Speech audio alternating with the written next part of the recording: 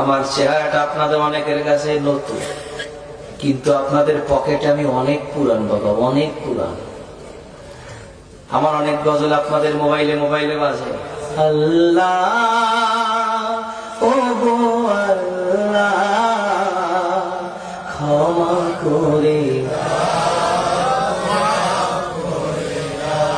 বিদায় বেলায় মোরে দিও গো দেখা, ডেকে লো রাসূলুল্লাহ রওজা হে রাসূল তোমায় ভালোবাসি